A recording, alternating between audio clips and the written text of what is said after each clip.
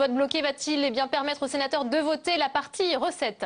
Écoutez, a priori non Delphine, car on vient déjà d'avoir les explications de vote, donc on sait à peu près ce que tous les groupes vont voter. Alors les socialistes et le groupe RDSE, groupe à majorité de radicaux de gauche, ont annoncé qu'ils allaient voter pour. L'UMP et les communistes en revanche vont voter contre.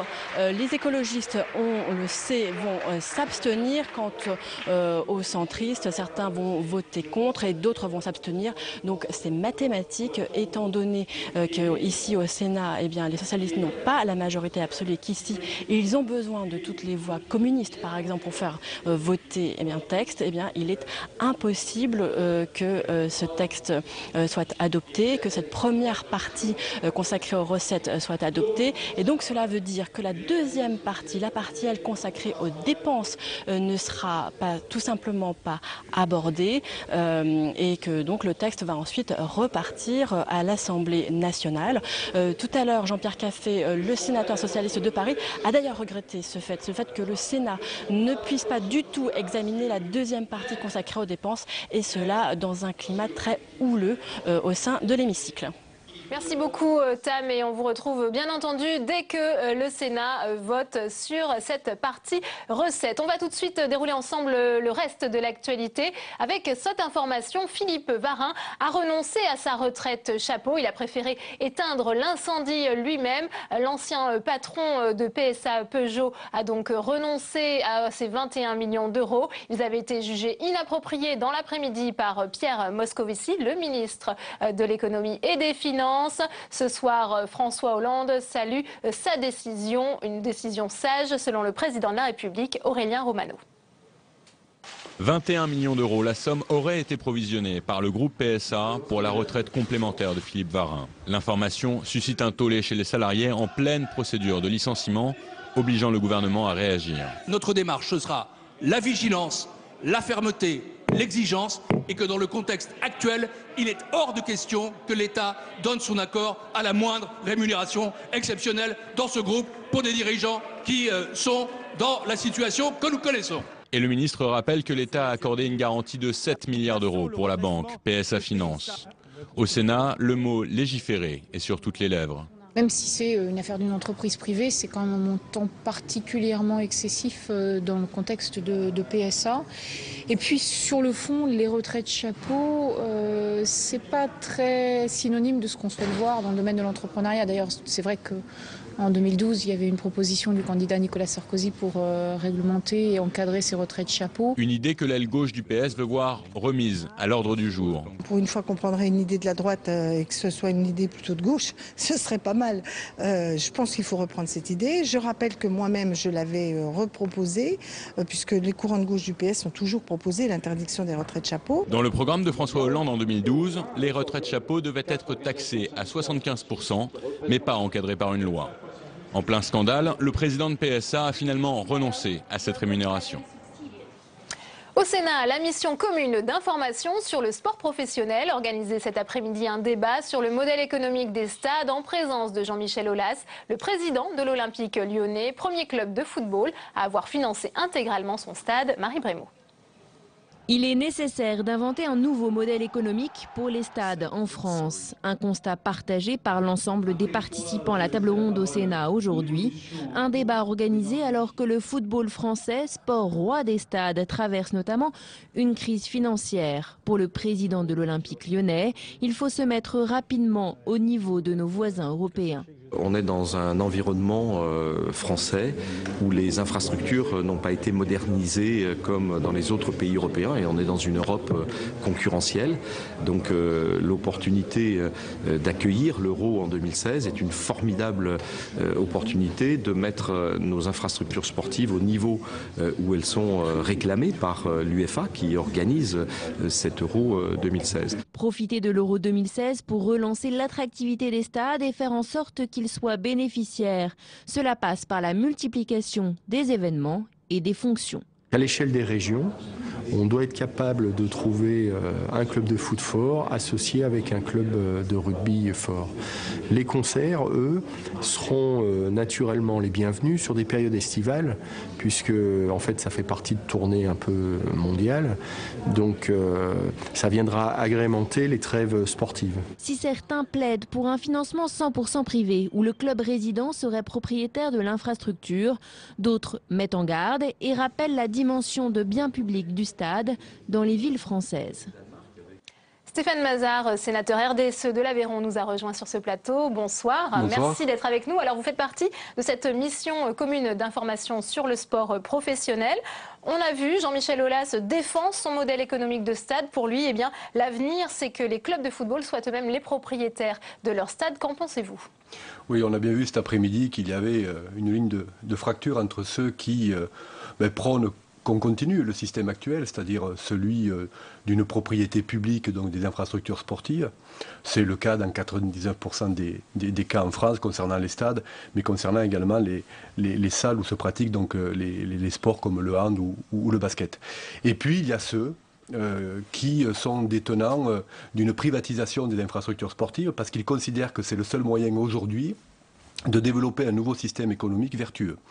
Alors c'est le système qui est aujourd'hui celui choisi par l'Olympique Lyonnais, accompagné dans ce sens par la collectivité du Grand Lyon.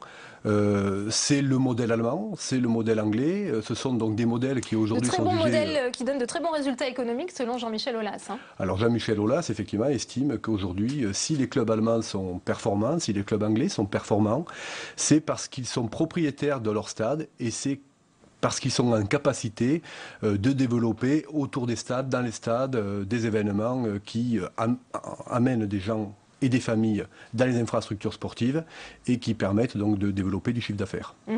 Alors, toujours selon Jean-Michel Aulas, c'est bien le modèle qui intègre les collectivités territoriales a vécu selon lui car l'État est déjà endetté. Oui, on part d'un constat qui aujourd'hui est celui des contraintes budgétaires que connaissent donc les collectivités locales et qui ne peuvent plus être aussi présentes qu'avant donc, pour accompagner le développement des infrastructures sportives sur notre territoire. Jean-Michel Aulas a également conscience ce qui aujourd'hui émerge donc à Lyon n'est pas nécessairement le bon modèle sur d'autres territoires. Je crois qu'il faut avoir la capacité de s'adapter au territoire, de bien cerner en amont d'un projet la capacité, soit pour le privé, soit pour le public, ou soit un partenariat public-privé, de faire émerger une infrastructure et puis de la gérer derrière. Merci beaucoup Stéphane Mazard d'avoir été avec nous sur ce plateau. On va tout de suite retourner dans l'hémicycle du Sénat pour écouter le vote sur la partie recette du projet de loi de finances. 38. Nombre de suffrages exprimés 323. Pour l'adoption 143. Contre 180. Le Sénat n'a pas adopté la première partie du projet de loi de finances pour 2014 et l'ensemble du texte est en conséquence considéré comme rejeté. Messieurs les ministres, mes chers collègues, à ce moment de nos discussions, je tiens à souligner qu'avant d'en arriver à ce vote, je veux souligner le travail réalisé ici au Sénat.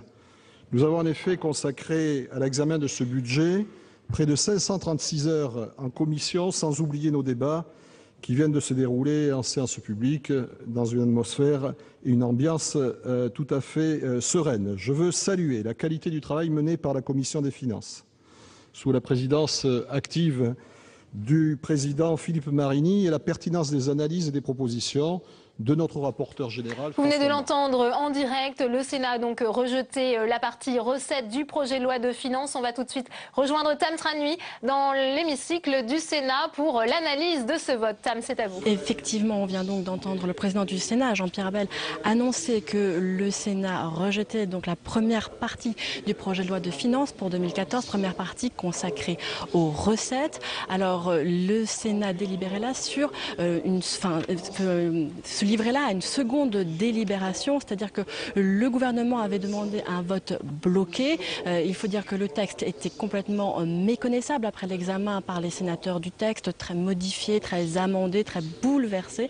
Et donc Bernard Cazeneuve avait demandé à ce que les sénateurs votent non pas sur ce texte complètement bouleversé, mais sur le texte du gouvernement, avec seulement les amendements du rapporteur général de la Commission des Finances. Alors cela a au moins permis d'avoir les voix socialistes qui ont voté pour. Si le texte avait été complètement modifié, même les socialistes qui n'auraient pas reconnu le texte auraient dû voter contre et on aurait eu une unanimité contre. Cette fois-ci, on se retrouve donc avec des socialistes et des radicaux de gauche pour et toute une autre partie du Sénat qui a donc voté contre et le texte donc n'est pas adopté et repart à l'Assemblée nationale. Merci beaucoup Tam pour vos explications. 24 heures Sénat, tout de suite le débat.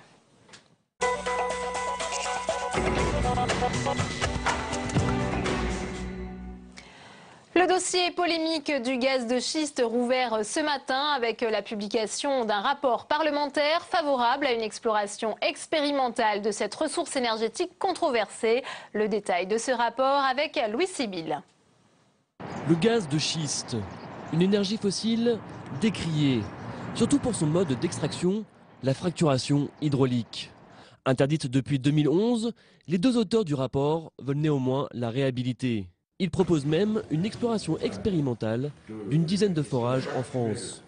La fracturation hydraulique s'est beaucoup améliorée. Nous avons eu, il y a quelques années, une présentation caricaturale de ce qu'était la fracturation hydraulique. Et en plus, avec des forages un peu artisanaux faits aux États-Unis. Des alternatives existent pourtant. La fracturation par arc électrique, qui consiste à créer une onde de choc souterraine pour percer la roche. La fracturation thermique, où l'on chauffe le sol pour créer des mini-craquements. Enfin, la fracturation par injection de propane. Dans ce cas, on remplace l'eau dans le puits par du gaz sous pression. C'est l'une des meilleures méthodes selon le rapport. Mais en réalité, toutes ces alternatives sont marginales et coûteuses. Aujourd'hui, la seule et unique technique qui puisse en plus être économiquement soutenable pour les entreprises reste la fracturation hydraulique sous toutes les latitudes du monde où on exploite du gaz de schiste. L'enjeu est de taille. Selon le rapport, l'exploitation des hydrocarbures non conventionnels permettrait de subvenir à la moitié de la consommation nationale de pétrole et près de 2/3 de la consommation de gaz. Eldorado économique pour les uns, fléau écologique pour les autres. Quels sont les véritables enjeux de l'exploitation du gaz de schiste? Nous ouvrons le débat ce soir avec nos invités. Jean-Claude Lenoir, merci d'être avec nous. Vous êtes sénateur UMP de l'Orne et membre de l'OPEX et donc un des rapporteurs de ce rapport sur le gaz de schiste que l'on vient de voir. Avec nous également sur ce plateau, Ronan Dantec. Bonsoir, vous êtes sénateur Europe Écologie Les Verts de la Loire-Atlantique. Et Thomas Porcher, vous êtes docteur en économie à l'Université de Paris 1 Panthéon-Sorbonne. Vous êtes auteur d'un ouvrage, Le mirage du gaz de schiste, chez Max Milo. Merci à tous les trois d'être avec nous. Jean-Claude Lenoir, dans votre rapport, vous parlez d'une technique de fracturation hydraulique qui peut être améliorée. Alors comment peut-on faire pour améliorer cette technique qui reste interdite en France pour l'instant? Je voudrais d'abord dire que le rapport que nous avons présenté avec Christian Bataille a été adopté par l'Office parlementaire, 19 voix pour, 2 voix contre. Et on retrouve dans les 19 les représentants de tous les groupes principaux de l'échiquier politique, tant à l'Assemblée nationale qu'au Sénat. C'est un point important. Deuxièmement, avant d'aborder le sujet, je dis que ce rapport met sur la table l'ensemble des données du problème, prend parti bien sûr pour une approche mesurée, prudente, qui nous permet de sortir de cette situation invraisemblable où la France est le seul pays, avec la Bulgarie, peut-être la Tchéquie, à s'interdire de regarder, d'étudier. Nous plaidons pour que la recherche puisse s'organiser en France. Rien n'est établi définitivement. Nous ne disons pas « il faut »,« il n'y a qu'à ». Nous disons « nous devons, avec les pouvoirs publics, organiser un grand débat où chacun, bien sûr, peut apporter son sa contribution. Mais aujourd'hui, c'est un sujet tabou. On ne veut même pas qu'on en parle, puisque dès lors qu'on aborde cette question, on vous dit on ferme. Du gaz de schiste, oui, en quelques minutes, ce ne sera peut-être pas suffisant. Ronan Dantec, sujet tabou. Je sais que dans le rapport, il y a ce terme d'obscurantisme qui est même inscrit dans le rapport quand vous parlez bien des recherches. En fait, j'ai un peu l'impression de me faire piquer le mot. Parce qu'effectivement, j'ai l'impression que l'obscurantisme est dans un office qui devient vraiment un office parlementaire de résistance à la transition énergétique, qui, rapport après rapport, s'oppose finalement aux grandes dynamiques européennes qui sont sur la table, qui créent des centaines de milliers d'emplois en Europe, et qu'on est effectivement en train de regarder quelque chose qui n'a pas grand sens, puisque même le système américain de gaz de schiste n'est absolument pas reproductible en Europe, dans une région très peuplée, avec des problèmes d'eau. On sait donc qu'on ne sortira même pas ce gaz de schiste à un prix concurrentiel, avec des coûts environnementaux colossaux, qu'on nie l'effet de serre, évidemment, vu le coût en termes d'effet de serre des gaz de schiste. Et on continue de sortir des rapports, et pendant ce temps-là, on ne s'intéresse pas aux vraies questions. C'est les choix de l'office parlementaire. Les deux écologistes qui sont présents ont évidemment voté contre ce rapport. 19 voix pour, 2 voix contre. Et alors, les 2 voix contre, on comprend qu'elles sont bien écologistes. Thomas Porcher, Ronan Dantec vient de dire que le système américain n'est pas transposable en France. Qu'en pensez-vous? Oui, c'est vrai, c'est vrai. Et pourquoi alors? Parce que la révolution énergétique des États-Unis, du gaz de schiste aux États-Unis, est due principalement à la baisse des prix de l'énergie. Le prix du gaz a été divisé par 3. Or, au niveau européen, rien n'indique que le prix du gaz pourrait baisser. Premièrement, parce qu'on a un marché qui est plus rigide, on a des contrats de long terme avec les pays exportateurs, et ces contrats de long terme sont indexés sur le pétrole. Et deuxièmement, et là il y a une articulation qui n'a jamais été faite aujourd'hui, même l'Académie des sciences se trompe là-dessus, c'est que si vous avez des techniques propres qui respectent l'environnement, vous avez le coût d'extraction qui augmente. Et si vous avez le coût d'extraction qui augmente, vous n'avez pas d'impact possible sur les prix. Aujourd'hui, par exemple, au Royaume-Uni, une étude du BNEF, de Bloomberg, montre que les coûts d'extraction au Royaume-Uni sont entre 7 et 12 $, avec un prix qui est à 10 $ en Europe. Ça veut dire que si on a un coût d'extraction, par exemple, à 12 $ pour vendre, alors qu'on peut importer du prix à 10 $, là, vous avez tous les effets économiques qui sont inversés. Vous n'avez pas de gain de compétitivité, vous avez l'inverse. Vous voyez, et tout ça n'a pas été pris en compte malheureusement. Je voudrais dire une dernière chose sur la recherche. On va faire réagir Jean-Claude Lenoir, parce que ça veut dire que si un jour la France se met à exploiter le gaz de schiste, ça ne fera pas baisser la facture énergétique des Français, c'est ça? De ce côté-là, nous sommes assez clairs. Il ne faut pas s'attendre à une baisse du prix du gaz, peut-être du pétrole, parce qu'en fait, quand on parle des gaz de schiste, c'est gaz et pétrole. Et aux États-Unis, on exploite surtout le pétrole. Très peu le gaz, du fait qu'il est très peu cher. En revanche, pour ce qui concerne le pétrole, il n'y a pas seulement l'utilisation qui en est faite pour chauffer les maisons ou pour nourrir le réservoir des voitures, c'est aussi toute l'industrie pétrochimique. Alors, j'entends M. Porcher, que j'ai déjà entendu à plusieurs reprises, la grande faiblesse quand même de l'argumentation de M. Porcher, il nous parle des États-Unis.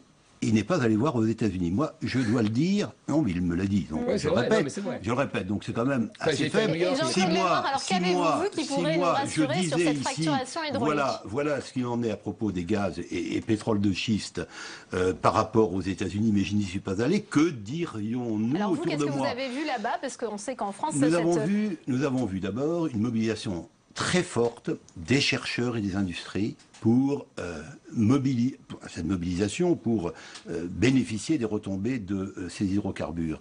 Nous avons vu les retombées économiques qui sont considérables en termes d'emploi, également pour ce qui concerne l'industrie pétrochimique américaine, qui va à terme, sans doute proche, poser beaucoup de problèmes à l'industrie française et européenne. Et nous avons vu également que, contrairement à tout ce qui était raconté, les bouleversements de la surface de la Terre, là où on exploite ces hydrocarbures, n'apparaissent absolument pas. Il y a une description caricaturale qui ne correspond absolument pas à la vérité. Que M. Porcher aille aux États-Unis et pourra ensuite nous en parler. Ronan Dantec, sur cet argument économique, quand même, est-ce que la France aujourd'hui peut se fermer à des emplois potentiels? Selon les études, on pourrait avoir 62 000 emplois créés par le secteur des gaz de schiste. Oui, en créant 80 000 puits en France, dans le bassin parisien, Je ne sais pas si vous savez qu'il y a 11 millions. Et dans le sud-est, c'est aussi une région peut-être concernée. Le sud-est, la quantité d'eau qu'il faut pour les gaz de schiste. Jean-Claude Lenoir vit dans un monde qui n'existe pas en France. C'est-à-dire la grande prairie américaine.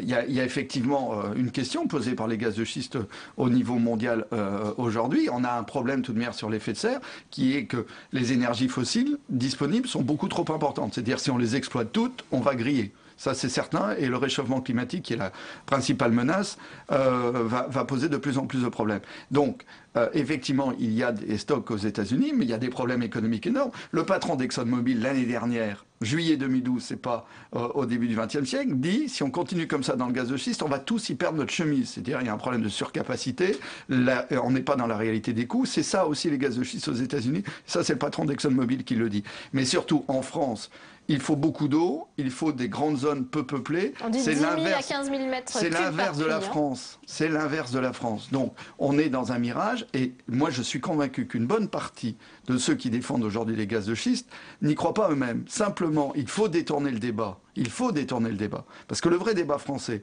c'est la transition énergétique, c'est le développement des énergies renouvelables, c'est un autre système européen très intégré. Ça, un certain nombre de lobbies n'en veulent pas, les lobbies des énergies fossiles et les lobbies du nucléaire. C'est pour ça qu'on a les gaz de schiste sur le devant de la scène. Vous vouliez réagir notamment sur la question de la recherche. Oui, alors d'abord je voulais dire que je pense que M. Lenoir a un biais. Il a été aux États-Unis, c'est vrai, il a vu ce qui s'est passé aux États-Unis. Il pense que la France, c'est les États-Unis. Or, c'est complètement différent. Mais ne parlez pas des États-Unis si vous n'êtes pas allé. J'ai été aux États-Unis, mais écoutez, il y a eu cette année 45 000 puits. Rapidement, M. Porcher, est-ce qu'on arrive à la fin de ce débat ? Il y a eu 45 000 puits cette année qui ont été creusés aux États-Unis. C'est ça la réalité du gaz naturel, de tout. C'est ça la réalité du succès américain. C'est le forage intensif. Vous voyez, vous avez grosso modo un puits toutes les 10 minutes qui est foré aux États-Unis. Alors, nul n'est plus aveugle que celui qui ne veut pas voir Monsieur Lenoir, et vous n'avez pas bien vu. Alors, maintenant, sur la recherche, il y a la question du financement. Qui va la financer, cette recherche? Si les compagnies ne peuvent pas produire, c'est probablement le contribuable français qui va financer cette recherche, et je pense qu'il y a mieux à faire aujourd'hui avec l'argent du contribuable français, surtout dans une période où on demande à l'État d'économiser 14 milliards par an. La vérité, c'est que nous vous y croyez, on imagine? Répondez rapidement à Ronan Dantec, parce que c'est la fin de cette émission. Je rappelle quand même que les représentants de tous les groupes politiques importants de l'Assemblée nationale et du Sénat ont voté et ils étaient mandatés. Donc 19 voix. Merci à tous les trois d'avoir été les invités de ce 24 heures Sénat. Ouvrir la recherche. C'est fait ce soir avec ce débat. Je rappelle la principale information. Ronan Dantec, je rappelle aussi la principale information de ce soir, c'est que le Sénat a rejeté la partie recette du projet de loi de finances. Sonia Mabrouk qui reviendra bien entendu plus largement dans son édition de 22 h. Bonne soirée et à demain.